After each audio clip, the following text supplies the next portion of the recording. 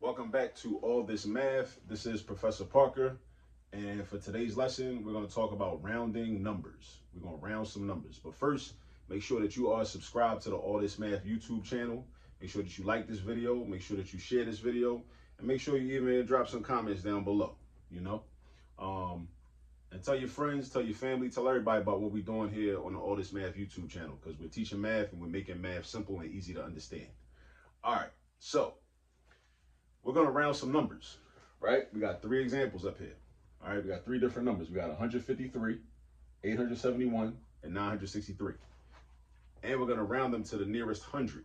We're going to round them to the nearest 100. But before we even get into all that, we got to talk about what's the purpose of rounding numbers. Like, why do we round numbers? Because a lot of times in school, you know, math teachers such as myself, we kind of just throw different topics at children and just expect them to just do them. And I don't think we do a good enough job explaining like the benefit and the necessity and the utility of these different skills. What's the point of learning how to round numbers? I'm gonna tell you. Rounding numbers helps you to create a number that is easier to work with, right? I'll give you an example.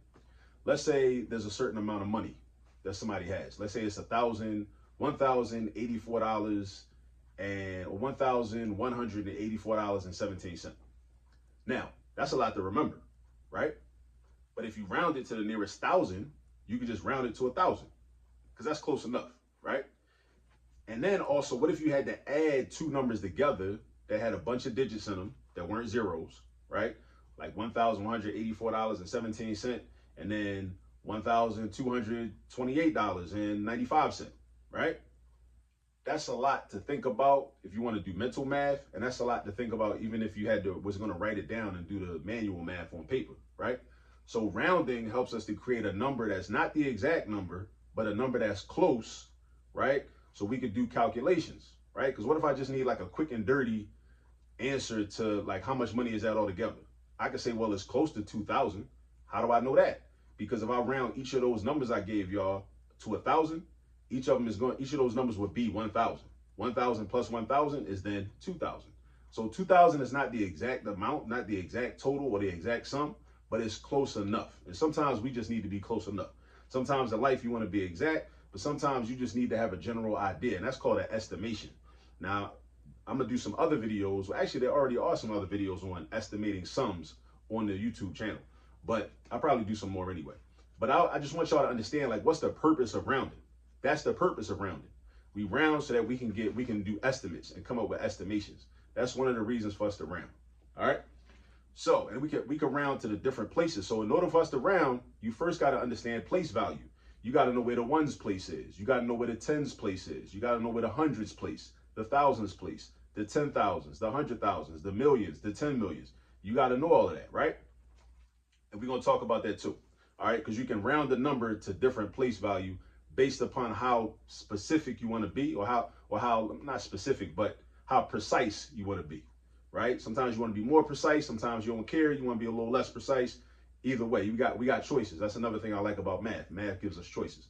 And also, like, you want to do this because, like, this is a tool to help you. Like, a lot of things we do in math, people think it's a punishment, right? You learn something new in math class, you be like, oh, why we got to do this? Why we got to learn this? Listen, all these skills that are taught in math classes all across the country, all across the world, are really meant to make life easier. They're meant to make life easier. And also, in addition to making life easier, they also can help you make better decisions. So it makes life easier and helps you make better decisions. If you can estimate, if you can round numbers, and then from being able to round numbers, then you can estimate numbers, estimate sums, products, quotients, differences between numbers, then you can make better decisions. All right? So I want y'all to keep that in mind too. Now let's get into these examples. So first off, we got three different examples, and I'm gonna show you how to round in a couple different ways because different people learn differently. And one of the ways might make more sense to some people. Another way might make more sense to other people, and it's cool, right? So we got 153. That's our first example. We're gonna round it to the nearest 100. So I'm going to rewrite the number over here. 153. Now, since we rounded to the nearest 100, the first thing I need to do is identify, and this is what you should do. This should be your first step. Identify the digit in the hundreds place. Identify the digit in the hundreds place. Notice I keep saying digit. The whole thing is a number, but a number consists of different digits. So this is the digit, the 3 is in the ones place, the 5 is in the tens place, the 1 is in the hundreds place. So I'm gonna underline that. That's my hundreds place. All right. So that's the digit that's going to change, right? And there's only two things that can happen to it. It can either go up or go down, right? I'm gonna show you that in a second. Well, actually, not go down technically, but the whole number can go down, or this digit can go up. Now, how do you know what to do with the 1? The digit to the right is next door neighbor. Over here to the right, there's 5. Never the number to the left, always the number to the right indicates what we're going to do. So because this is a 5, right, it's a rule you should remember. 5 and above, give it a shove. 4 and below, let it go. 5 and above, give it a shove. 4 and below, let it go. 5 and above, give it a shove. 4 and below, let it go. All right, so this is 5 and above. So if this was a 5, a 6, a 7, an 8, or a 9, that's going to make this 1 go up and turn into a 2. If it was a 4, a 3, a 2, a 1, or a 0, this 1 would stay the same, and then these would turn into zeros, right? Now, again, the purpose of rounding is to create a number that's got more zeros in it as digits, right? Because it's an easier number to work with, right? So when you round, you're going to end up with a number that has more zeros than what you started with, right? So right now, we don't got no zeros. But since we rounded to the nearest 100, we're going to have a 0 in the tens place and a 0 in the ones place. And because this is a 5, we're going to round this up. And it's going to turn into a 2. So we're going up to 200. Because 200 is the nearest 100. Now, there's some people looking at this, they might not really kind of understand that because that's kind of abstract. So I'm going to show it to you what it looks like on a number line. This is another way to do rounding.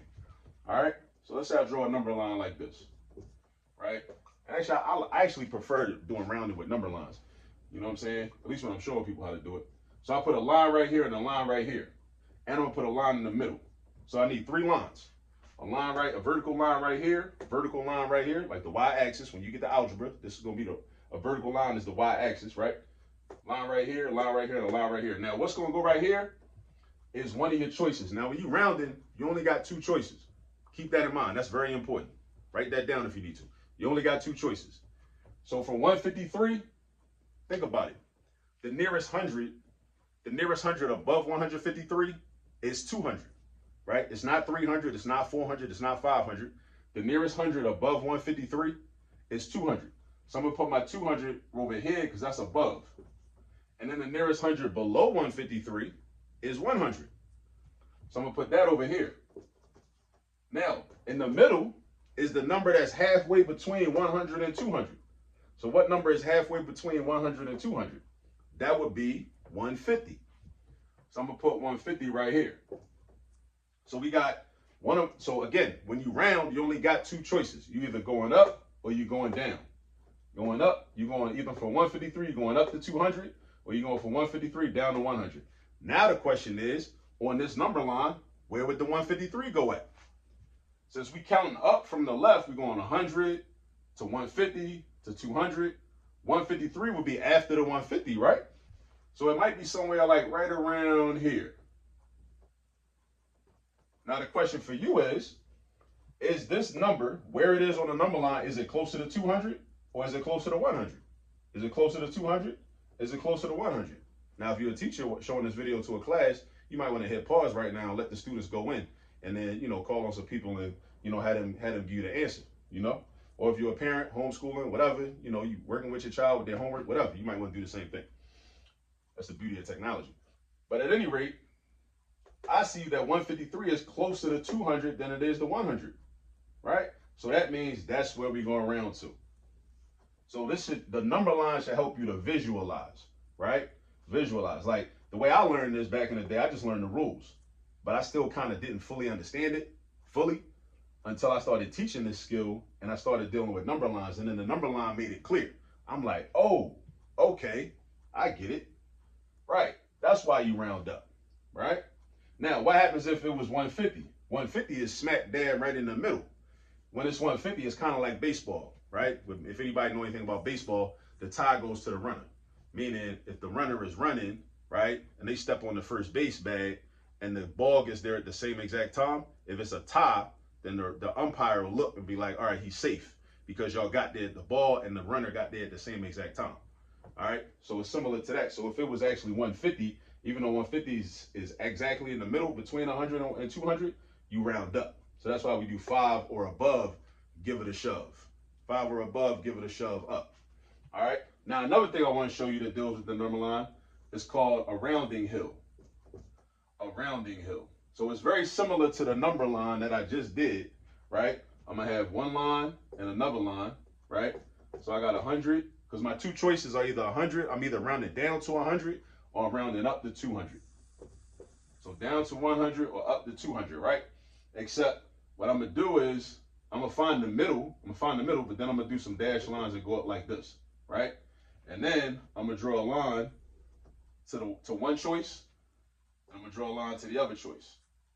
And then what I'm gonna do is I'm gonna say, all right, well this would still be 150. We can still say that that's 150. And then we still ask ourselves the same question: where would the 153 go on this number line? Would it go to the left of 150? No, because it's not less than 150. Only numbers that are less than 150 go to the left, because 100 is less than 150, and the numbers is going up as you count from the left, right? So 153 is going to be to the right. So 153 might be like right here, right? So if we go up and we imagine it's like a ball on a hill, a basketball on a hill, right? What's going to happen to that basketball? Is it going to roll up the hill or is it going to roll down the hill? It's going to roll down the hill, right? So it's going to go like this. So the basketball going to roll down the hill, and when it rolls down the hill, what it's going to hit? It's going to hit 200. So that's another way, right? So wherever your actual number is, you draw where the number is. If the number was over here, right? Like let's say the number was like 120 or something, right? Let's say it was 120. 120 would be like right here. Now where would that ball roll? That basketball is rolling down this way. So that's why 120 gets rounded down to 100, right? So the rounding hill is cool too. I like using a rounding hill. I like using a straight number line. And I also like using the regular, just the rules of rounding. 5 and above, give it a shove. 4 and below, let it go. Look at the place value of where you're trying to round to. If you're trying to round to the hundreds place, you underline that number or the digit, you underline that digit, and then the next door neighbor to the right, never to the left, always to the right. That determines what this digit is going to do. All right. So we got a couple ways to really solve these problems. And that's what I like about math. I like having options. That's just the type of person I am. I like having options when I'm doing math problems. So let's get into these next two. I'm going to erase this, and we're going to do the same thing. So now we got 871. All right, so I got 871. 871. Now we still rounded to the nearest hundred. Now, I first identified a digit that's in the hundreds place. That's this 8 right here. This 8 is in the hundreds place. Now, the next door neighbor, the digit to the right, is 7. So the 7 is going to tell me what to do. The 7 tells me that the 8 has to go up. This 8 is going to go up. And it's going to become, I'm going to round up to 900. Now, notice, some students make this mistake all the time because they don't really understand the concept of rounding and what's really taking place, right? They'll change this 8 to a 9, but then they'll keep the 71.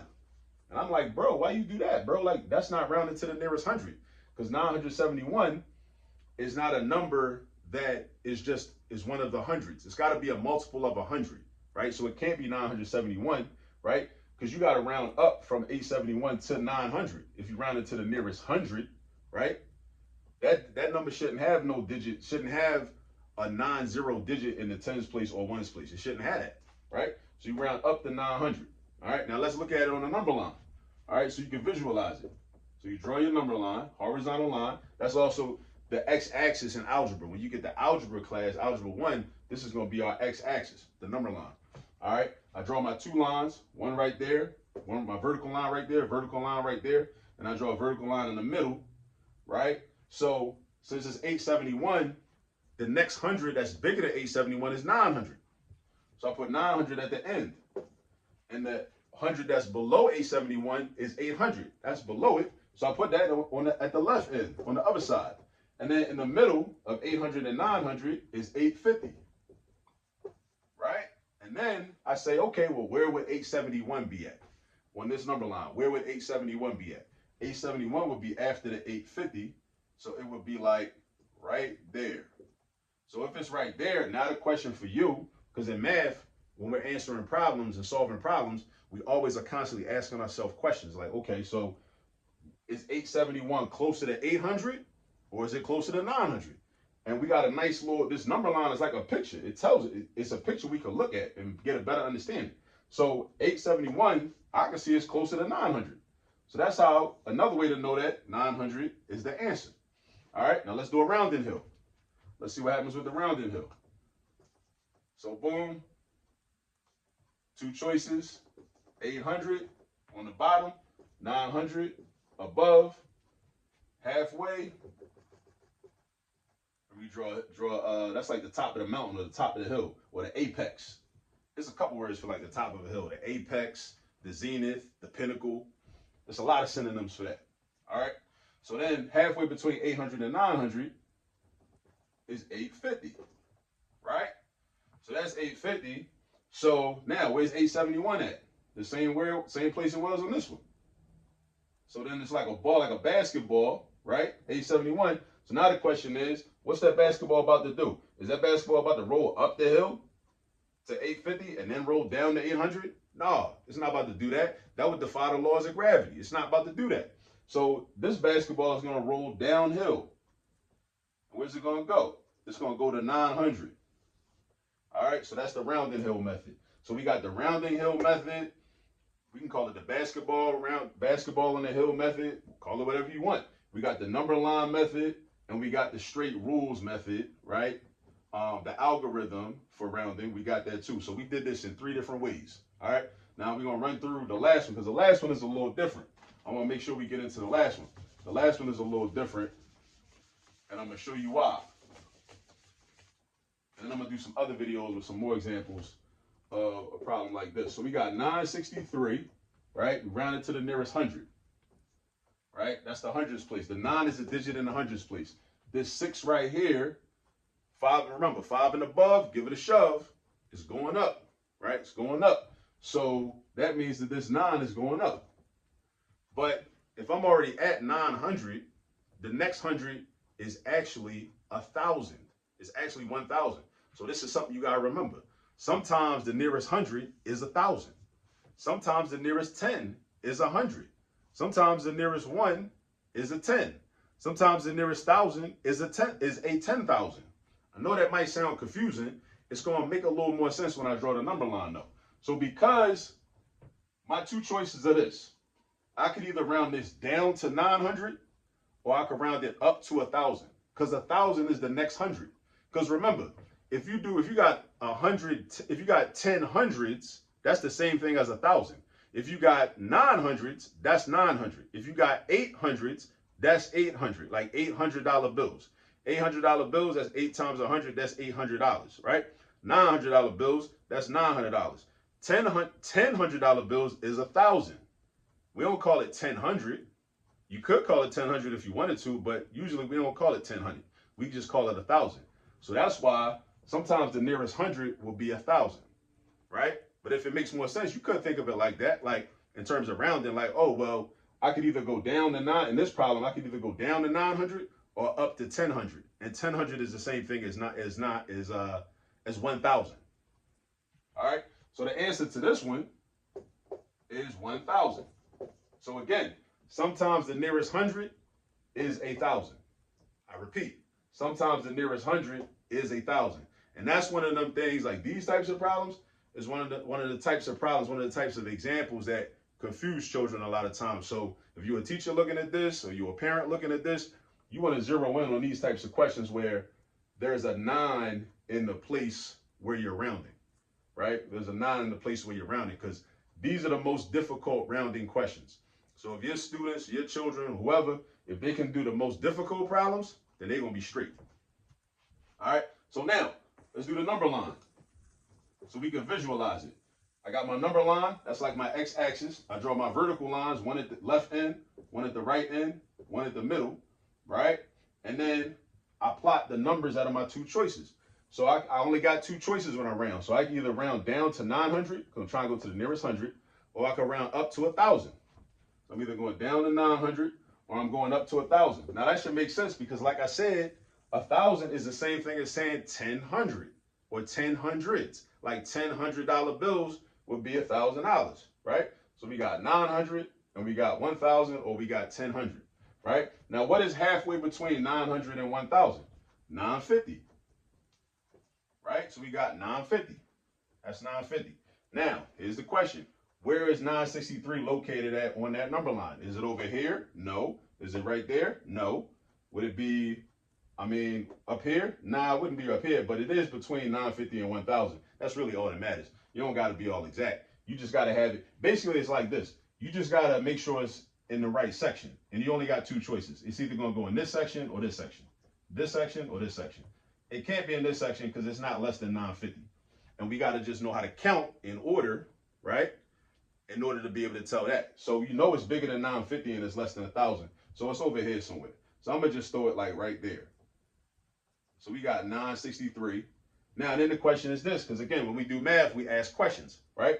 So one of our questions is, well, is 963 closer to 900 or is it closer to 1,000? It's closer to 1,000 because just look at it. You don't got to take out a ruler and measure it or nothing, but you know what I'm saying? Like you could just tell just by eyeballing it. 963 is closer to 1,000. All right, so now let's do it one more time with the rounding hill, with the basketball and all that. So now, draw your vertical line, your two choices. You can either round down to 900 or you round up to 1,000. All right, now look, the halfway point is still 950. So we're going up there right here, and then we draw your lines. From the apex, the pinnacle, the summit, the zenith, right? It's all these words, you know? So that's 950. And then the question is, all right, where's 963 at? 963 is like right there. So the basketball will be right there. If that's 963, then the question is where the basketball going to go at? Where it's going to roll at? Is it going to roll up and then down, or is it going to roll straight down? It's going to follow gravity. That's physics, right? That's another class you're going to take. You're going to take physics one day, right? So you're going to roll that down the hill. It's going to hit 1,000. So again, I showed you three ways that we can know that when you round 963 to the nearest 100, it's going to be 1,000. And again, even sometimes your nearest 100 is 1,000 because 1,000 is just 10 hundreds. So you're either going to have, you only got two choices. You can either round down to 900s or you can round up to 10 hundreds. And 10 hundreds is the same thing as 1,000, right? It's another way to describe 1,000. 10 hundreds, 1,000, you know what I'm saying? It's like a nickname, like somebody like might have a nickname, right? They the same person, they just got like an official name that they use in school, but then around the way with their family, whatever, right? They use a nickname, you know what I'm saying? But it's the same. So 10 hundreds and 1,000, same thing. All right, so this is rounding, and I hope it makes sense. I'm gonna post some more videos on this topic, so you know, stay locked in, stay tuned in, and you know, go practice till you master this. And I'll see y'all on the next video. Peace.